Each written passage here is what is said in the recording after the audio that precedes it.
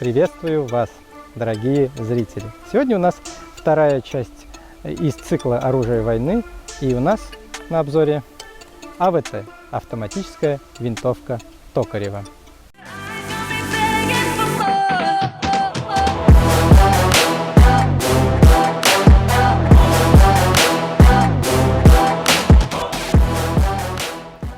Немного из истории. АВТ уже начали производить в конце войны. Данный образец вообще 1944 года.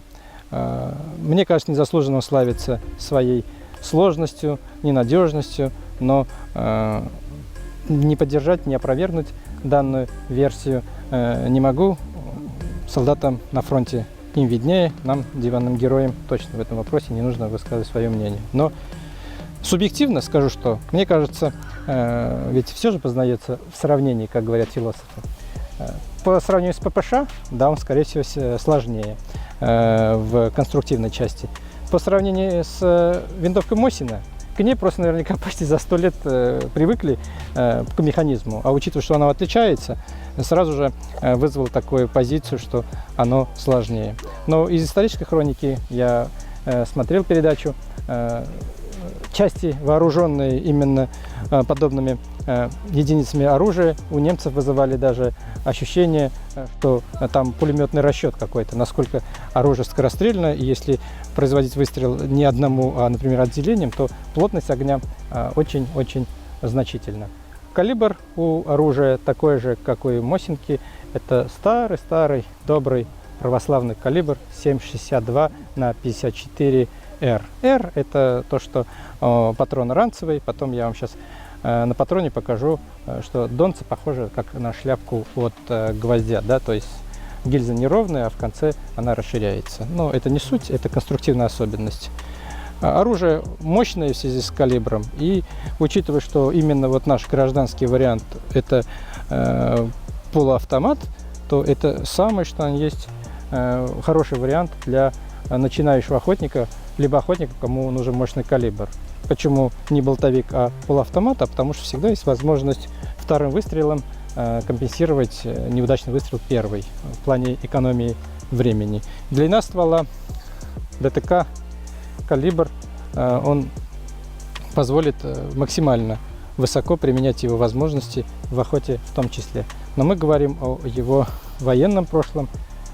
Сейчас совершим неполную разборку и посмотрим, в чем же сложность, в связи с чем возник тот миф, о котором мы знаем до сих пор. И вот она, неполная разборка. Как всегда, нужно отсоединить магазин. Отсоединяется очень даже легко. Данная часть фиксации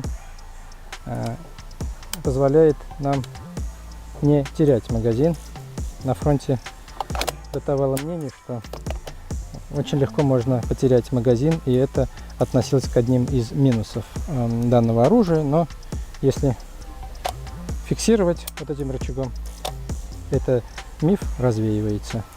Да, в таком состоянии можно потерять магазин, вероятность высокая. Верхняя часть затворной рамы, она никак не фиксируется, просто подпружинена, поэтому ее необходимо просто одеть вперед. И вот здесь есть пин, который нужно приподнять.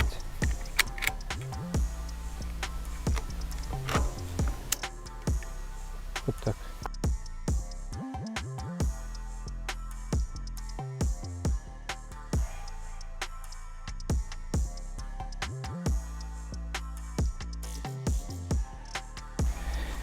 В таком виде оружие доступно для чистки и ухода, что в фронтовых условиях, думаю, что было и есть и будет достаточно, наверное. Совершим сборку в обратном порядке. Поставим возвратную пружину на место.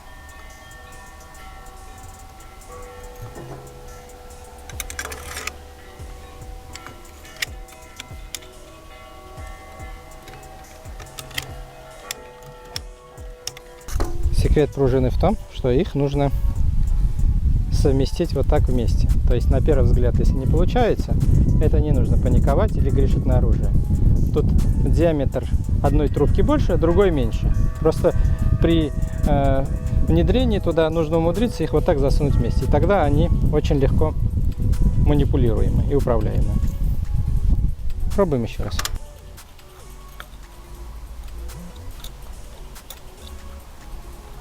Сначала одну часть трубки вставляем в заторную раму, чтобы она не двигалась никуда. А потом вторую вставляем диаметром, который больше. Удерживаем пальцем, вставляем накладку. Отправляем назад.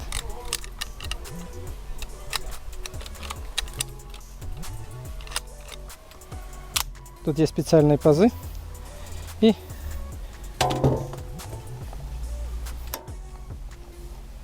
если она двигается, значит все на месте.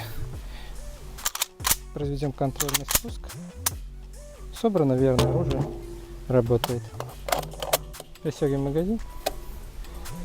Оно пристегивается и в понятом, и не в понятом флажке фиксации. Но нужно носить вот так, чтобы не терять магазин. Оружие, в отличие от СВТ, обладает немножко иным устройством ДТК.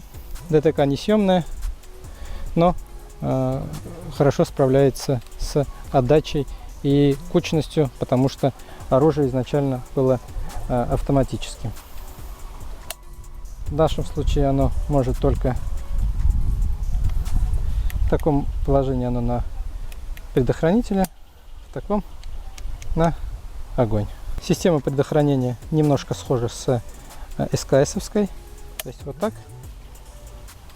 Оружие просто нету хода спускового крючка, не стреляет. Таким образом оно может производить выстрел.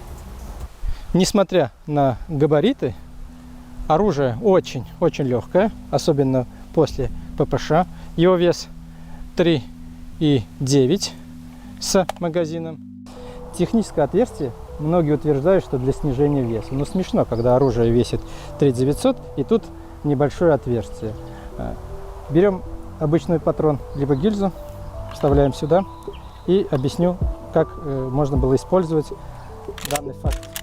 Как рычаг, когда порой бывало клинит оружие, раздует гильзу, либо же настолько загрязнился во время боя, что реально клинит оружие. Ну, одним пальцем короткую часть затвора тяжело передернуть. Вот так вставляли бойцы гильзу либо патрон, и тогда таким образом легче манипулировать оружием. Я в эту легенду больше верю, чем что это отверстие для того, чтобы снизить вес. Мне кажется, это миф останется таким мифом.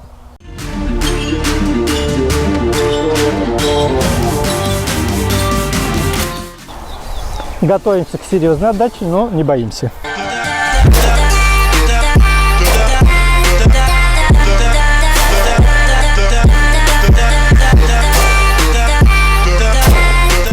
Бьет хорошо. У меня руки короткие, и мне кажется, что габариты большие, и я бьюсь об мышцу, не могу это держать у плеча. И у меня пальцы короткие, я даже не могу обхватить до конца. Поставим когда предохранитель. Не могу обхватить до конца, но у меня, можно сказать, детские руки по временам Великой Отечественной. Там мальчишки 12 лет шли на фронт, они были габаритом, как я. Это сейчас мы какие-то хлюпенькие. Но в любом случае терпимо. Для охоты самый раз. Мощный калибр, длинный ствол и полуавтомат. Если у тебя болтовик и ты не попал в лось, и ты его не отпустишь под ранку, он побежит.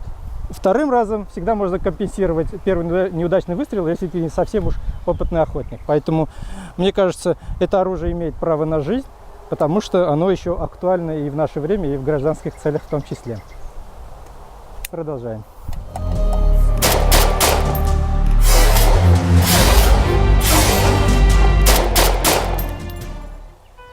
В патроннике имеются так называемые канавки Ревелли, что улучшают экстракцию гильзы. Видим, какие характерные следы он оставляет в связи с этим. Оружие можно заряжать двумя способами. Обоймой сверху. Вот специально здесь есть канавки, как Мосинку кто не знает как, сверху, вот как Мосинку заряжаем, и как СКС заряжаем, либо же смена магазина. Опять же вернемся к мифу о том, что оружие чем-то было ненадежно, что мог потеряться магазин. Всегда можно было зафиксировать вот эти механизмы, чтобы магазин не падал, и при возможности, если бой этого позволял, можно было заряжать сверху. Если вы потеряли, например, сменный магазин, у вас остался один, и больше не хотите рисковать. А так магазин штатно отстегивается, пристегивается. Да, понятно, по кустику ударили, он упал. Но для этого предусмотрена такая фиксация. Великолепное оружие. Мы с вами произвели неполную разборку, увидели, что ничего сложного и недоступного для бойца нету. Особо обученные бойцы очень любили это оружие. Многие части морской пехоты, они вообще от начала до конца войны проходили либо с СВТ, а позднее с АВТ. И ВДВшники тоже очень любили, десантники наши, это оружие благодаря его убойной силе и плотности огня. На прикладе стоит отметка буквы А, что говорит о том, что изначально даже ложа изготавливалась для автоматической винтовки. С заторной задержки не снимается, система работы как у СКС. Либо можно вот так пальцем утопить магазин, и он тогда закроется, либо же извлечь магазин. Это был АВТ, вторая часть из нашего сюжета «Оружие войны», год выпуска 1944. Вероятно, что данное оружие внесло в лепту в победу во Великой Отечественной значительная. Подписывайтесь, ставьте лайки, ждите следующие сюжеты, потому что на войне было много и много образцов оружия, которые, к счастью, сейчас доступны на гражданском рынке. Мы обязательно отснимем новые материалы. До скорых встреч!